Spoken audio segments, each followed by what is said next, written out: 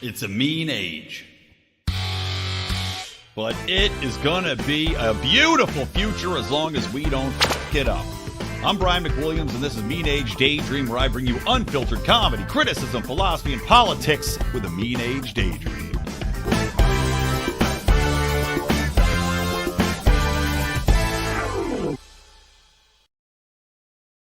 Welcome to Mean Age Daydream, Gloria Holers and Gloria Holier Than Thou. Glory Holier Than Thous. I like that phrase. I'm going to start bringing it into the lexicon. Those of you who are too good to take part in the glory that is holing. Anyway, welcome to the show, guys. I am always Brian McWilliams. Until I change the name or until somebody else takes it from me, Highlander style, I am your host here, and I'd like to welcome you to the show. Now, today's show, a lot of this strikes close to home for me, right? Because, as you know, I live in California. I live in Los Angeles, California. And there's been a couple things going through the old news cycle here involving Gavin Newsom, involving homelessness. I'd say the top two things that really I think I hate in life more than almost anything are the homeless population in Los Angeles and Gavin Newsom. And they happen to be coinciding in a beautiful bout of hypocrisy, stupidity, and blatant government failures. And I can't even call them failures. Intentional slummery is probably the best way I can describe it. So let me explain to you what I mean by these things. Now, first things first. Right now in Los Angeles, if you are trying to get across our beautiful city of dirt, grime, and homeless, well, you want to take the freeways. Yes, there's a lot of traffic. Yes, it sucks, but it's still the fastest way to get where you're going to be because there's no stoplights. There's no homeless people throwing diarrhea on you, which is a true story that happened here in town. A homeless man crapped in a bucket so thoroughly that he filled it to the brim, stopped at a stoplight when a lady was sitting in her car, didn't lock her doors. That's a tip for you kids. Lock your doors, especially in Los Angeles. Pulled her door open, poured the entire bucket of diarrhea on top of her. That happened. So you want to stick to the freeways. But guess what?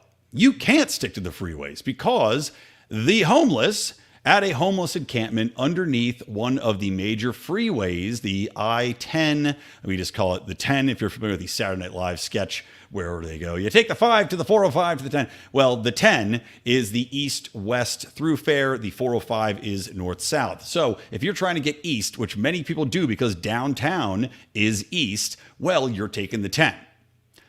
Until 2 days ago, because a homeless encampment under that freeway caught on fire and then spread to a lumber yard, which was under the freeway because they license out for storage for construction companies. And I can't say if this is definitively a lumber yard or it was being used as a storage area for people that are doing road work. Oftentimes, contractors for the freeways will be given this underspace to keep their goods, their lumber, the cones and all that kind of crap. Regardless, the fire spread from a homeless encampment. And this is not something that is atypical, by the way. Most of the fire, actually, I wouldn't even say most, every single fire we've had in Los Angeles, in almost California as a whole, is from homeless encampments. They cooked out there, they're lighting up meth out there, they're doing whatever they're going to do. That then causes a fire, which spreads because they're in brush next to the freeway more often than not, or they're out in an area that's slightly wooded, and then it spreads because we have a dry climate. Every fire you've seen of these raging fires that are leaping the freeways, and you see these horrific fire photos on television and on your news stations, those are from homeless people starting the fires. None of them are wildfire related at all. None of them are climate change related at all. But because they want to dissuade you from making the connection between, oh yeah, this terrible homeless problem, homeless encampments, people camping outside, lighting these fires that are then spreading and threatening people's private property, well, they tell you otherwise. So we have yet another example of the homeless starting a fire that spreads. It caught a blaze on all of this wood that was stored into the freeway and now has made it so that the freeway itself is unusable because the fire has damaged the infrastructure, making it unsafe. This is used by, it's got to be millions of people. I shit you not, millions of people daily going by, back and forth on this freeway in Los Angeles, one of the busiest freeways in all of America. It is now closed indefinitely. Thank God I don't work downtown. My wife does. Now, she fortunately can take the 110, an offshoot of the 10, to get there. But should we have lived in where we used to live, in another part of town a few miles away, your only choice is the 10. Otherwise, you're on the streets. So now, because of this indefinite closure of one of the major freeways due to homelessness, we have an entire population that's either going to have to work from home, or if not, you're going to leave 2 hours early to go 10 miles because you're going to be stuck in standstill gridlock traffic, going through stoplights, going through neighborhoods, and we don't know when it's going to be over. Apparently, Pete Buttigieg is going to fly out here and lend his assistance, to which I had quipped on Twitter, unless he is planning on flying over here, loading all the homeless into a giant plane, and then flying them away. Or maybe you can build the homeless into a structure to keep the freeway up, right? Put them to work like ants. You've seen ants, right? They get together. They can build fantastic things. I've seen nature videos of ants building bridges. They just, crawl on each other and they hold on, kind of like that old monkeys and barrel monkeys game. Can you get the homeless to pitch in? Fix some of this horrible mess that they've caused. We could have them climb up like ants and just hold the freeway up until it's finished. Pete Buttigieg flying in. What are you going to do, Pete? What are you going to do? The freeway's destroyed because of the homeless that have been allowed to run rampant all over our city. They allow them to come in. They allow them to park anywhere. They allow them to create massive encampments. We're talking refugee camp type encampments here in Los Angeles. They don't move them along. They changed a judge ruled that they could camp anywhere that was public property, which I know this is a difficult issue for libertarians, but I'm sorry, no, you cannot camp anywhere that is public property because you do not have the right to sit there. If we all have a piece of this, right? If it's public property, we all have a little sliver that we own there. These fuckers don't get to camp and take all of it all the time for their garbage, creating property value loss, creating impasses where people can't even use that street, that bypass, that sidewalk, that whatever you want to call it, that nature trail anymore, creating health issues. This is not okay. It's not okay.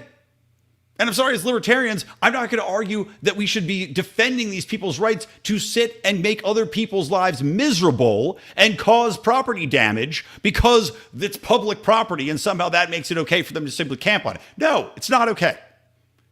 So they've allowed this problem to accelerate to the point where now you have this kind of stuff happening. But it gets even juicier because at the same time that this homeless encampment has caused this issue, collapsing a major freeway in our city, impacting, as I said, millions of people and their commutes, their basic ability to travel and get to work. At the same time, Gavin Newsom, who is responsible for much of the problems we have with homelessness and is still on record touting how he would welcome in all the homeless, right? Even though we have tens of thousands of them. This didn't used to be as big of a problem. I can tell you that for a fact. I've lived here for 20 years now. There was always homeless, but it was something like you had 10, 12,000. They were spread out through the city. Now we have over 65,000 homeless. How many of them arrived in the last 5-7 years? 50,000 of them. That's a problem. That tells you that the welfare benefits, and this is also, by the way, the argument against open border systems where you have a massive welfare state.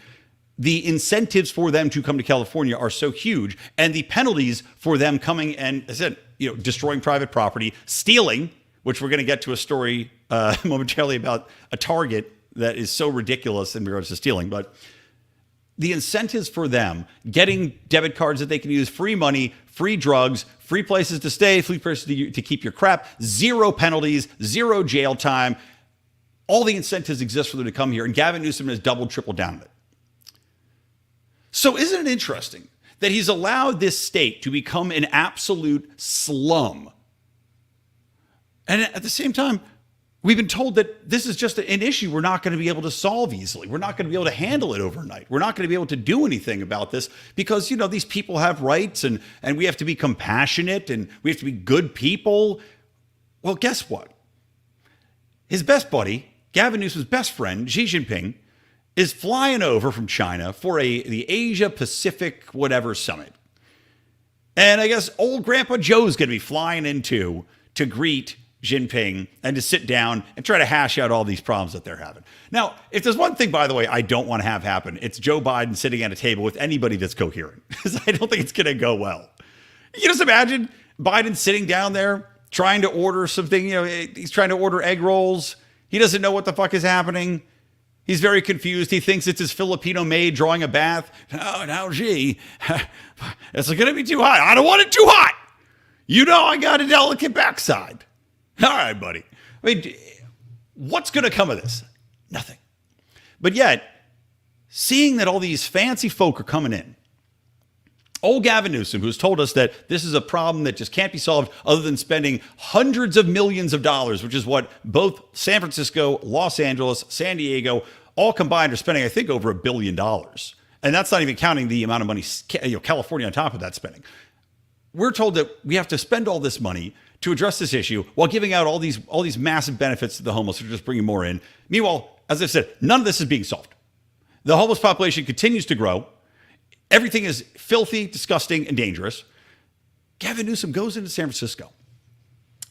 In 1 week, cleans out the most disgusting slums where the homeless have been taking deuces, where they've been shooting up in open air drug markets, where they've been assaulting people, where they have found dead bodies, where you've found people overdosing a regular basis, where they've driven all the Walgreens, all the Targets, all the Whole Foods out of the city. Oh, and Nordstrom Rack. Let's not forget Nordstrom, which had its flagship store in downtown San Francisco, has now moved because of the homeless and because of the massive shoplifting gangs of homeless and youth gangs that have come in there. Well, in 1 week, Gavin Newsom manages to go in there and clean them all up. They're all gone. Where do they go? I don't even know. I don't know where he put them.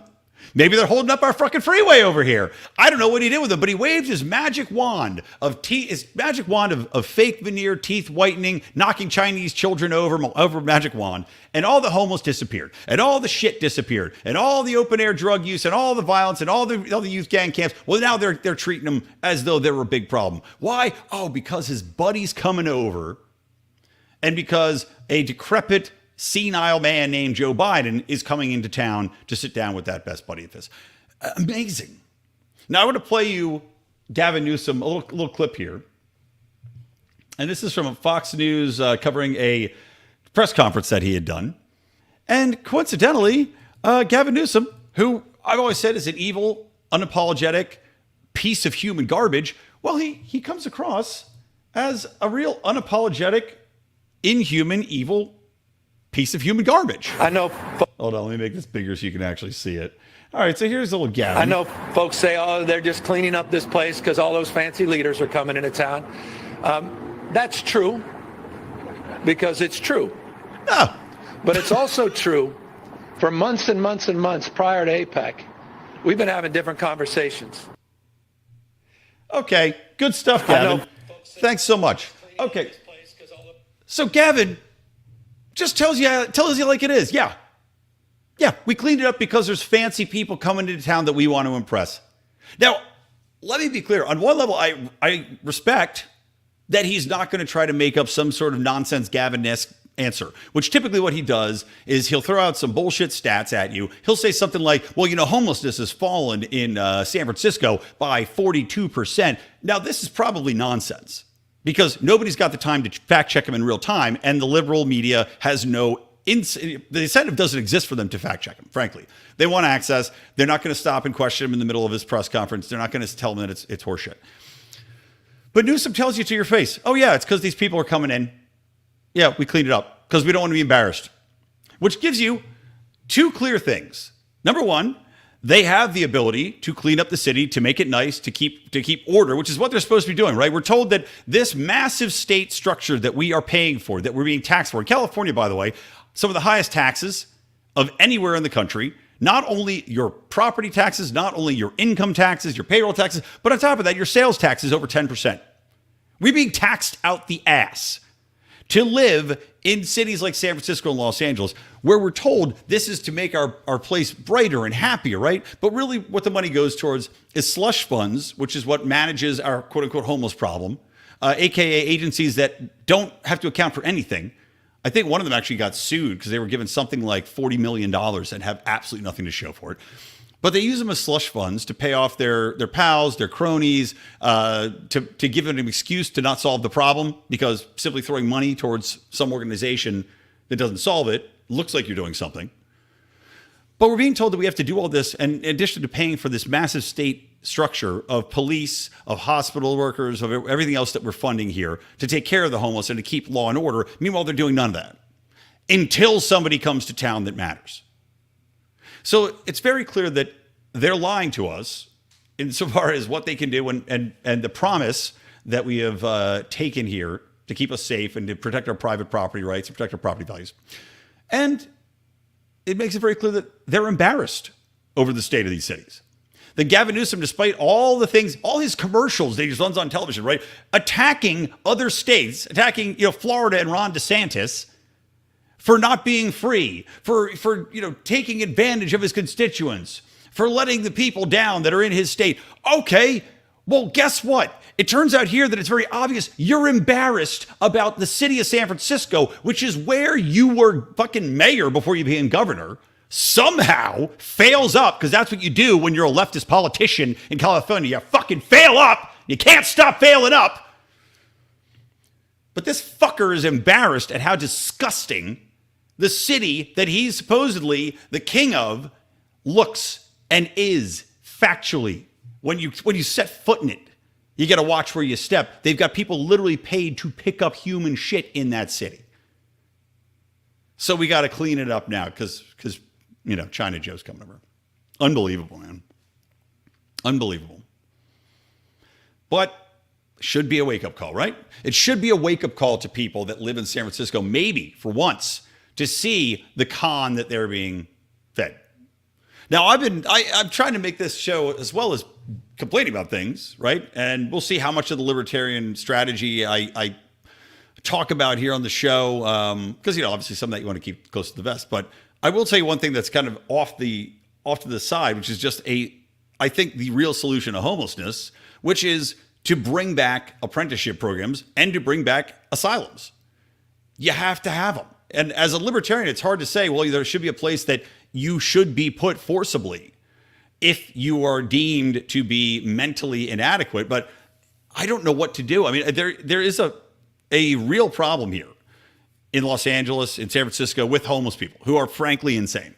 I mean, there's no ifs, ands, or buts. They are deeply schizophrenic many times. They have deep bipolar disorders. Many of them are very violent. Now, some of this is from drug abuse, which you can treat, which is another reason to get rid of the drug war, bring it out in the open, stop giving these people drugs and sending them on their way without actually giving them any help, because there's no conditions to any of this stuff that exists currently. But opening it up so that it's out in the air, right? You can now have the quality testing. You can now have open source help for people. You can now have people that can get assistance and not simply be pushed away into the shadows. And also, if it's not just these open air drug dealings, right? Well, now, if you want to get your drugs, well, you have the option to go to a real store. You have the option to stay over there. Maybe you want to get a job to make money to get the better drugs. I mean, there are incentives here. Let's not forget.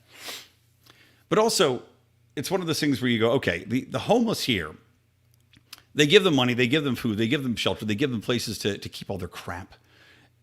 Why would they not just stay homeless?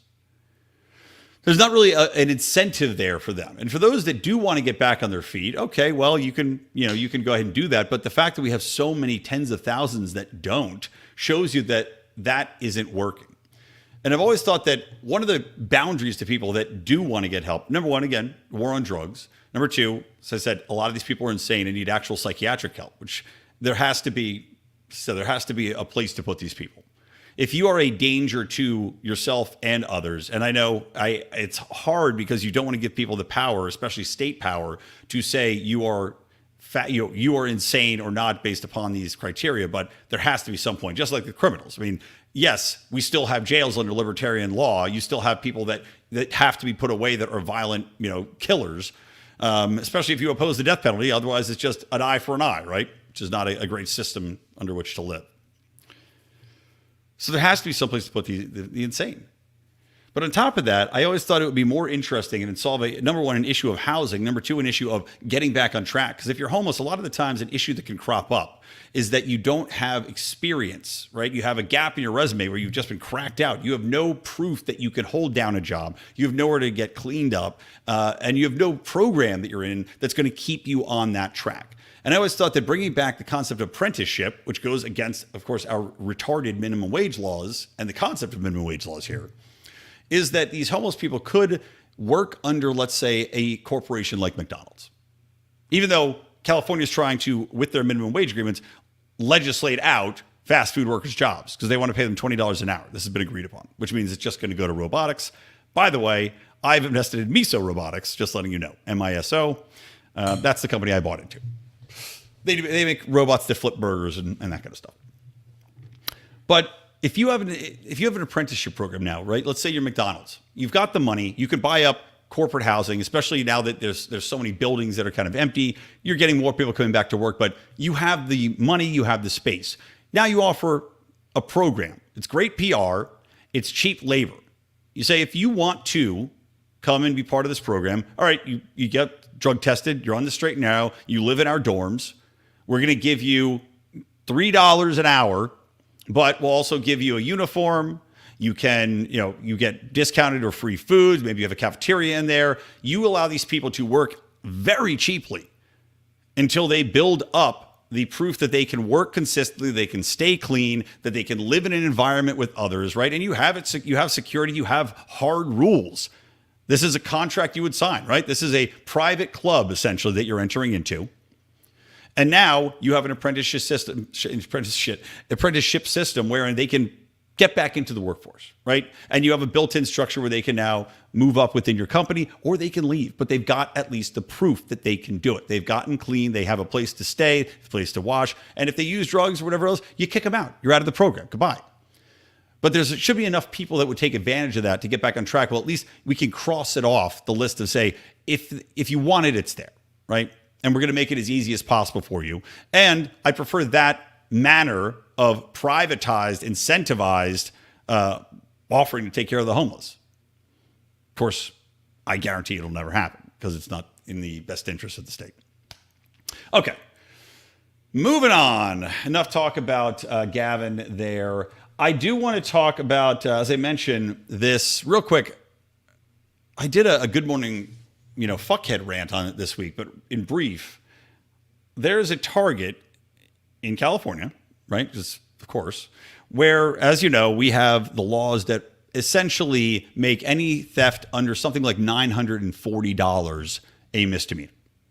So that's why you have these massive groups of like black youth that come in and coordinate attacks on stores where they just come in, rob it blind in a mob, and then I'll run away, right? Because each one of them, unless it's added to 950, you're not going to get caught. And number one, so that's the first factor. And the homeless thing too, they go in, they shoplift constantly, and that's why the Walgreens have all left, and as I mentioned, Targets and CVSs have all fled San Francisco. The police have basically given up on trying to go after these people anyway. Very rarely does anybody get caught. And you now have stores telling their employees not to stop them because they're now more liable if you tackle somebody that's stealing $700 worth of stuff. Well, now you're more liable. The criminal has more rights than you do, essentially, to try to protect your private property. So they tell them not to bother. So this Target in California, and I'm not sure exactly how this got leaked out, but this Target in California was upset because they were working with the sheriff's department to stop this massive amount of theft, right? The Target had said, look, we're getting destroyed. The people that manage the Target said, we're getting destroyed. We're getting robbed blind by these people all the time. We need help. Can we set up some operation to try to nip this in the bud, at least to make some public point that you cannot do this anymore. We're going to stop you. So they work with the local sheriff's department. They say, okay, we're going to set up this kind of sting, I guess, to make sure next time they come in, we're going to get them. So Target, corporate Target, says, well, hold on there. Hold on. We don't know if we want that. Because, the public relations aspect of it, what are you going to do? Yeah, okay, so, these people are coming in and stealing all our crap and endangering our customers and making them feel unsafe and, impacting our bottom line, making the manager look bad. But you know what? We don't want you to arrest these people in the store. Can you take them outside? Can you put them... And I guess it was raining. This is like a weird aspect of the story. I guess it was raining. Can you take them out back and handcuff them there in the rain? Because we don't want a spectacle. We don't want this to go viral on social media. Now, this is stupid as all hell. This shows you how stupid corporate public relations departments are, how little they comprehend the public, what the public actually wants, what is important to people, and instead of simply more leaned into this leftist imbecilic ideology of we got to always side with the criminal, which seems to be the way the left is thinking now all the time, 24/7. To be determined if that ever actually comes out in people's voting habits. But your rights to defend yourself, your property, especially in states like California, New York, where a guy stops a woman from getting robbed in the subway and pulls a gun out, and the guy gets arrested because, New York, the gun laws and the permit laws, which I thought were struck down, but I guess it's still in litigation. And then the lady, this is why leftism is a mental disorder. The lady is, given an interview with the local paper, and she goes, well, why did he have to use the gun? He would have been more of a hero if he didn't have to use the gun. It's like, fuck you dumb shit. Mental disease, mental disorder is what that is. At all times. He saved you from being, number one, mugged, maybe murdered, maybe raped. We don't know. But he stopped it. He's the bad guy. Couldn't he have done it a little nicer? I mean, who knows the circumstances of this mugger? He might have been lonely. He might have needed money to give to his grandson. So anyway, this fucking Target, instead of leaning into, what they should have done is lean into the fact that you are working with a sheriff's department, working with law enforcement to stop people from robbing your stores, from terrifying your customers, and tell them, hey guys, guess what? Of all the Targets that are getting robbed all the time by violent criminals, you're safe here. We're going to make it safe. We're working with law enforcement to make it safe, make you feel safe. You can bring your family here. We're not going to have homeless, drug addict, psychopaths, youth gangs, whatever it might be, coming in and robbing the joint. Guess what? We're going to make it safe for you. That's the message that you want to be sending out there. But these idiots go the opposite way. They're ashamed of that.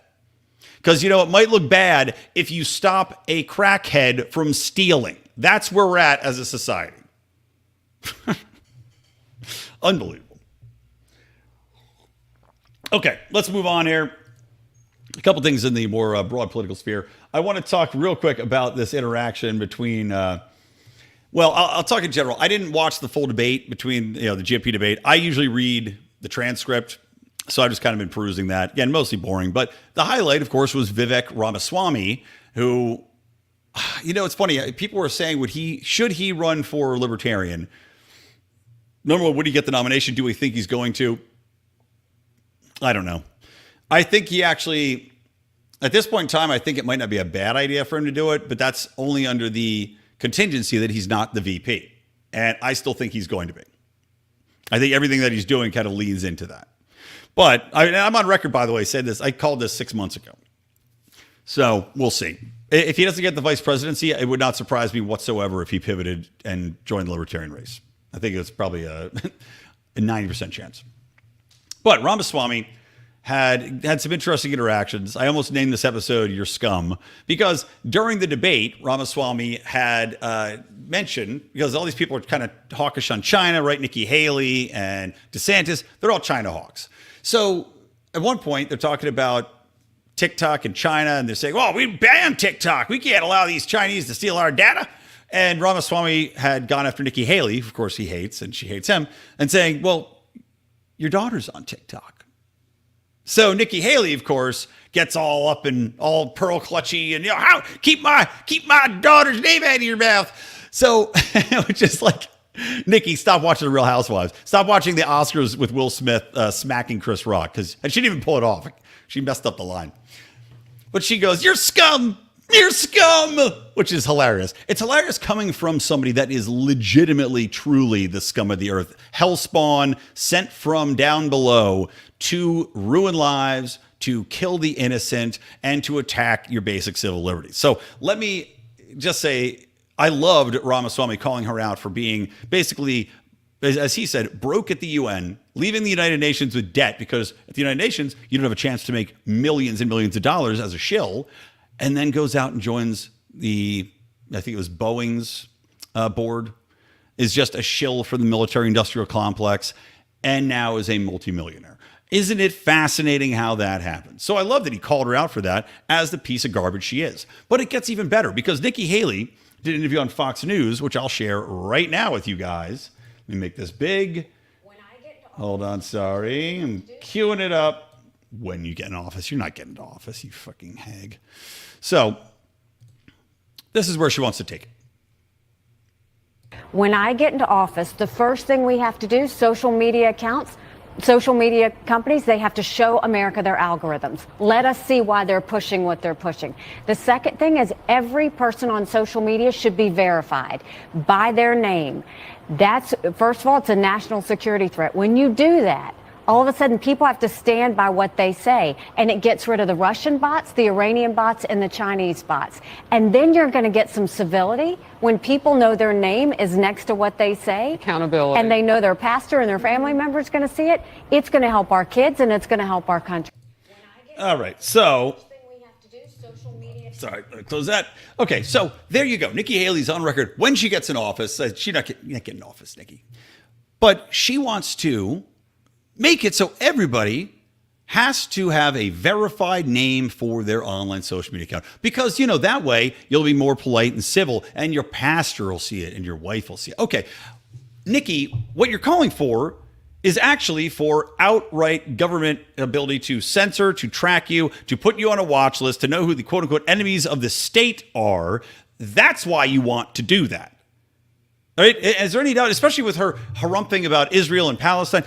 So let's not forget that we already had to battle back against censorship from the United Nations. I'm sorry, the European Union, which wanted to have social media companies censor anybody that was out there talking about Israel or Palestine and happened to be on the Palestinian side, right? They wanted to counter all Palestinian disinformation. So when you got people like Nikki Haley out there that are hurrahing for this, you know, Israel cause and Israel can do no wrong, and let's give them all the money and all the weapons, as she's been on record saying, anything they need, right? We're on the hook to give them that. Well, now she wants to have your social media profiles associated with your name. Well, we've already seen what's happened with pieces of human garbage, like that at Harvard University that drove trucks up outside of people's houses with their pictures on it, calling them anti-Semites because they dared to have a name associated with a social media profile that happened to post something that was in defense of Palestine. Now, you could say, well, yeah, Brian, that's just their, they're using their free speech right, and they're using their anti-free speech right. They're doing, well, no, that's harassment is what it is. So this would usher in a brand new era of harassment, of doxing, but also on the bigger part of this, you already have people that are calling for, like, oh God, it wasn't Nikki Haley, it was somebody else, Hochul in New York, the governor of New York, already threatening to have a new bill, a new law put into place where they will come to your house if you post quote unquote hate speech on social media. So, one way around that is to have an anonymous account so that you can post things without fear of the government identifying it as quote unquote hate speech, which, as we know, completely subjective. Whoever defines hate is the person that has the power to define hate under whatever laws they want to make up, whatever bullshit academic definition they want to use. But of course, typically aligns with those who are seeking power and want to keep other people's down as far as their opinions, as far as their ability to express themselves. That's quote unquote hate, right? As defined by the state, the universities, etc. You had a recent issue where a high school had a sign that said "Stop White Hate" outside of it. Stop white hate. Now that could either mean you stop white people from hating or stop hating white people. Both of which, by the way, good sentiments to me. Doesn't seem like there's anything wrong with it. Well, guess what? That was labeled hate speech. That was labeled hate speech. They sent a whole email out to the students and the parents saying how this was abominable. This is just not okay. Really? Stop white hate? That's hate speech. You see where I'm going with this. So Nikki Haley trying to demand that everybody has a verified profile simply means that now they want to be able to track you, to go to your house, to sick law enforcement on you, to monitor everybody's sentiment all the time as far as how they feel about the issues of the day and hold you accountable, right?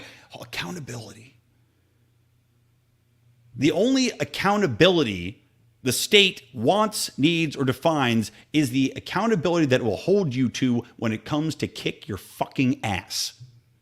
That's what Nikki Haley wants. She is a piece of shit. All right, last thing here, and we'll wrap it on up. Got some stuff I got to do. Is that perplexingly, Dan Crenshaw, and this is shared by our friends over at Good Morning Liberty, good people. Here, I'll share it on here. I'll probably do this on Meme Wars too. Sorry, by the way, we had to skip Meme Wars last week, guys. I apologize for that. We had too much going on, but probably use this on Meme Wars. But it's got a picture. Dan Crenshaw shared this. He made this meme himself. Oh, one-eyed Dan says America would not be here without Israel. U.S. Representative Dan Crenshaw. Now, I hope you made it to this point in the show, because I'm gonna unpack some things here. Number one, this seems like Dan Crenshaw is defending Israel, right? But one could also twist this and say Dan Crenshaw is being very anti-Semitic, very racist, or I guess the Jews call themselves a race. I call them a religion, but I would say, if anything, this is kind of leaning into the conspiracy, right? If this is true, let's take that this is a true statement, that America would not be here without Israel, right? Which on its face seems like one of the most unbelievably stupid things I've ever heard. So let's go and steel man this from Dan Crenshaw's point of view, which I think involves having to be a little bit leading into the stereotype that Jews control the banking. Because if you're Dan Crenshaw making a defense of Israel as the reason America's here, well, I have to say, well, that probably would mean that a lot of the Israelis had gotten into banking, since the Federal Reserve is propping us up and has basically kept America alive through a manipulation of our currency, a decoupling from the gold standard, a deep and intricate association with world banks across the entire nation, or across the entire globe, for which we are funneling money and reallocating wealth, and that America would pretty much crawl up into a ball and die if the powers that be didn't continuously pump these funds out there to keep our military working, to keep all of our idiotic welfare and social programs that are obviously doing far more to harm our country than to save it, operating, and to pay for our massive bloated monstrosity that is the U.S. government. So in a way, isn't Dan arguing that the Jews control banking and that banking is what's keeping America afloat, and AKA that's why Israel's keeping America going? I know I'm going a little bit far here, but I just think it's kind of a funny thing to say. So let's give Dan credit, I guess, for calling it out. But otherwise, what the fuck is he talking about? America, under what possible argument could America not exist if Israel was not a thing? I'm sorry. Israel is our number one cyber threat, right? They're our number one spying threat. This is from recent reports that they had done into the number of times we've been hacked and by who, and also the number of spies that are embedded in steal information. And both of them are Israel. So they're not a friend in that regard. They don't have a military that is going to come and support us in any way, shape, or form, or defend us. They don't lend us money, as I said, unless you're going by the definition that Jews control banking, then I don't see how Israel financially supports us. They don't seem to stop any of the terror that's going on, right? In fact, you could argue that they are making it worse by the actions in Gaza, creating more terrorists by virtue of bombing indiscriminately and murdering women, children, and civilians. You can't argue that somehow they've made us stronger at home through any sort of technological advancements. So I don't get it. How would America not be here without Israel? I just don't get it. Because is he saying America is a purely Christian nation, and because of the affiliation with Jerusalem, that's why? Because America was founded on a religious basis, and without the Jerusalem and without Jesus, is that the connection Dan Crenshaw is trying to make here with this stupid shit? I mean, I've never seen something that is more indefensibly moronic than this statement. I'm really trying to steel man it, and I can't think of anything. I think maybe he got an infection in his missing eye, and it's kind of worked its way through to his brain, and that's where we're at. Dan Crenshaw, Biden in training. All right, guys, that's going to do it for me. If you can think of some sort of defense for Dan Crenshaw's statement, please do tweet it at me at Brian McWilliams. Don't forget to follow us on Twitter at Lions of Liberty. Hit that subscribe button on the podcast. If you're following on YouTube or Rumble, please hit the notifications. We are brutally shadow banned on YouTube and have been for probably 7 years. So unless you hit the bell, you will not see it. Yes, you and the other 6,500 subscribers on there rarely see it unless you hit notify, because it will not allow you to see it. So go ahead and do that. Otherwise, guys, thank you for listening. Tell everybody out the show, share this information and content, and stay strong. I have been Brian McWilliams. This is the Lions of Liberty Network and Mean Age Daydream. Keep those electric eyes on me, babe, and keep that ray gun. Oh, I hit my desk. That's annoying. To my head. Bye-bye.